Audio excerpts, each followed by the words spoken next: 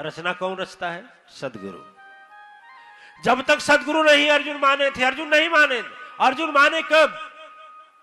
जब रणभूमि में विराट रूप प्रभु का देखे तब विश्वास किए कि यह तो सखा नहीं है, ये सखा नहीं है, ये मेरे भाई मेरे भाई का रिश्ता नहीं है, ये तो सच्चिदानंद आनंद घन रूपम, वो प्रभु के अवतार हैं, ये तो लीलामयी है, करुणामयी है। जीत हार इन्हीं के इच्छा से चलता है, जन्म मरण इनके इच्छा से चलता है, लाभ हानि इनके इच्छा से चलता है, धरती इनके इच्छा से चलती है, सूरज इनके इच्छा से चलता है। तब उसे विश्वास हुआ। जब उन्हें विश्वास हुआ, लेकिन फिर भी लड़ाई में मग्न थे। विश्वास था कि हम लड़ाई लड़ेंगे, हम ही जीतेंगे। मैं कहता हूं लड़ाई लड़ो, कर्म करो, कर्म करो, फल जरूर मिलेगा, लेकिन याद रखना फल देने वाले को याद रखना चाहिए। नहीं याद रखोगे तो तेरी लड़ाई कुछ काम नहीं करेगा। तो उससे ज्यादा राजनीति में हम तो नहीं जानते हैं, आप लोग कुछ लोग बैठे हैं राजनीतिज्ञ धुरंधर, जानते हैं कि मेहनत खूब किए, मार ले गया दूसरा। नहीं होता, सब कुछ गया, इतनी मेहनत लेके ले गया, और कुछ नहीं क्यों ले गया? क्यों? सब उसके हाथ में, उस विश्वनियंता के हाथ में।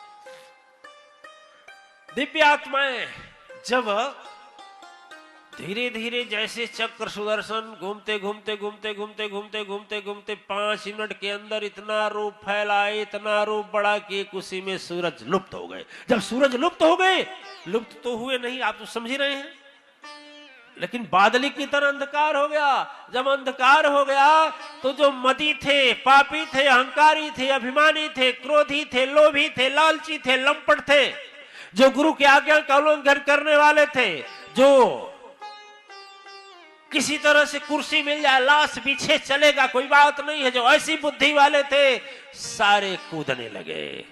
धैर्य समाप्त हो जाता है। और मैं कहता हूं यदि ईश्वर की कृपा से कोई पद मिल जाए, उस परम शक्ति की दया से यदि कोई स्थान मिल जाए, ऊंची कुर्सी मिल जाए, तो पद तो ठीक है, लेकिन मद ठीक नहीं। उसको नहीं भूलना चाहिए जिसके कृपा से कुर्सी पाया हो। है कि नहीं है?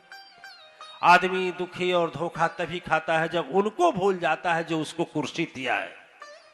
बस यही बात है। वो सब कामी थे, क्रोधी थे, लोभी थे, बेईमान थे, लालची थे। अब उनको क्या पता कि इस लीला चल रही है प्रभु के। सब कूदने लगे, हाय हाय मरो, हाय हाय मरो। मरो मतलब तेरा वरदान अब झूठा हो गया है अर्जुन। दुर्योधन बोला, रे चिता लगा ले, जल्दी चिता लगाओ, चिता लगाओ। सभी भाई चिता लगाने में लग गए। चिता जोड़ दिया, लगा दी गई, आग भी लग गई। आग जब लग गई, लेकिन मैं कहूं आपसे कि आपके सामने ऐसी स्थिति आ जाए तो ही बोलेंगे, अरे ऐसे गुरुजी के यहां जाने से क्या फायदा, क्या फायदा। दुर्योधन ललकार भी रहा था। अब पता लगा ना, कन्हैया के ऊपर कूद रहा था, अब पता लगा, चल अरे तू मरेगा जल कर, और 2 मरेंगे सोच कर, अब बचेंगे एक को तो मैं क्षण में मार दूंगा। 5 ही की संख्या है, लेकिन 5 में सभी का शीश झुका हुआ तो था, आंखों में आंसू था, लेकिन हृदय बोल रहा था कि वह दिन दूर नहीं है कि बिरथा बाणी ना होगी, कोई कारण होगा सदगुरु की लीला, विजय मेरी जरूर होगी। यदि हमारा भी भाव ऐसा हो जाए तो जीवन में आने वाली परेशानियां स्वयं हो जाएंगी। लेकिन हम तो क्या करते हैं, जब थोड़ी सी बात बनी दूसरे बाबा जी के यहां चले जाते हैं। वो चमत्कारी बाबा आ गए तो वो चमत्कारी बाबा आ गए, तो जादूगर बाबा आ गए, तो मंत्र वाले बाबा आ गए। ठीक है, कहावत है कि केवल स्कूल बदलने से और टीचर बदलने से बच्चा तेज नहीं होता है पढ़ने में।